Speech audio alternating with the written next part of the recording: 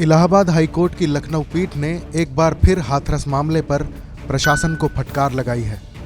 Court ने लड़की का शव देर रात जलाए जाने की घटना को मृतक लड़की और उसके परिवार के लोगों के मानवाधिकार का उल्लंघन करार दिया है और इस मामले में हाथरस के डीएम के खिलाफ कार्रवाई के निर्देश दिए हैं।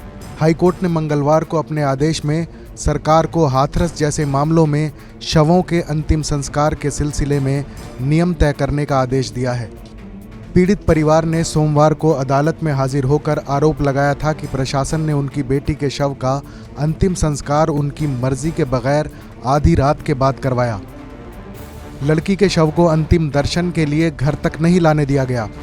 कोर्ट ने इस पर स्वतः संज्ञान लिया और अपने आदेश में कहा कि हाथरस के डीएम प्रवीण कुमार लक्षकार ने खुद कबूल किया है कि शव का रात में अंतिम संस्कार करने का फैसला जिला प्रशासन का था, लिहाजा राज्य सरकार उनके खिलाफ कार्रवाई करे ताकि मामले की पूरी कानूनी और न्यायिक कार्यवाही निष्पक्ष रूप से हो सके। जस्टिस पंकज मित्तल और जस्टिस राजन रॉय की पीठ ने 11 पेज के आदेश में सरकार पर सवाल भी खड़े किए हैं कि इस मामले में सिर्फ तत्कालीन एसपी विक्रांत वीर के खिलाफ कार्रवाई हुई और डीएम को बख्श दिया गया। अदालत ने पीड़ित परिवार को पर्याप्त सुरक्षा मुहैया कराने के भी निर्देश दिए हैं। हाईकोर्ट ने मामले की संवेदनशीलता को देखते हुए राज्य सरकार के अधिकारियों, राजनीतिक पार्टियों और बाकी पक्षों को इस मुद्दे पर सार्वजनिक रूप से कोई भी बयान देने से परहेज करने को कहा है। साथ ही इलेक्ट्रॉनिक और प्रिंट मीडिया से उम्मीद की है कि वो इस मुद्दे पर रिपोर्टिंग और चर्चा करते वक्त बेहद एहतियात बरतेंगे।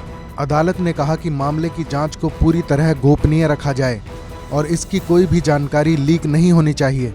कोर्ट ने मेडिकल रिपोर्ट का हवाला देते हुए पीड़िता के साथ बलात्कार नहीं होने का दावा करने वाले एडिशनल डीजीपी प्रशांत कुमार और डीएम लक्षकार को भी कड़ी फटकार लगाई है।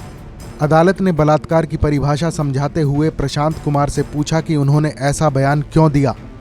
पीठ ने कहा कि कोई भी अधिकारी जो मामले की जांच से सीधे तौर पर नहीं जुड़ा है, उसे इस तरह की बयानबाजी नहीं करनी चाहिए जिससे गैर जरूरी अटकलें लगाई जाएं और भ्रम पैदा हो।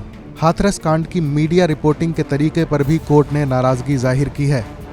कोर्ट ने कहा कि अभिव्यक्ति की स्वतंत्रता में दखल दिए बगैर हम मीडिया और राजनीतिक पार्टियों से भी गुजारिश करते हैं कि वो अपने विचारों को इस ढंग से पेश करें कि उससे माहौल खराब ना हो, पीड़ित और आरोपी पक्ष के अधिकारों का हनन भी ना हो, किसी भी पक्ष के चरित्र पर लांछन नहीं लगाना चाहिए और मुकदमे की कार्यवाही पूरी होने से पहले किसी को दोषी नहीं ठहराया जाना चाहिए। कोर्ट ने पीड़ित परिवार को प्रस्तावित मुआवजा देने का निर्देश देते हुए कहा कि अगर परिवार इसे लेने से इनकार करता है तो डीएम इसे किसी सरकारी बैंक में जमा करा दें।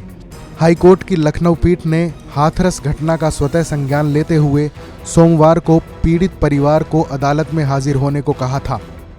इसके अलावा यूपी के होम डिपार्टमेंट के एडिशनल चीफ सेक्रेटरी और डीजीपी समेत कई सीनियर अफसरों को भी तलब करके मामले की सुनवाई की थी और अपना फैसला सुरक्षित रख लिया था, जिसे मंगलवार को जारी किया गया है। इस रिपोर्ट पर आपकी क्या राय है, कमेंट सेक्शन में ज़रूर बताएं। देश और दुनिया की बड़ी खबरों के लिए सब्सक्राइब करें TV9 भारतवर्ष। परवाह देश की, सोमवार से शुक्रवार रात 10 बजे TV9 भारतवर्ष पर।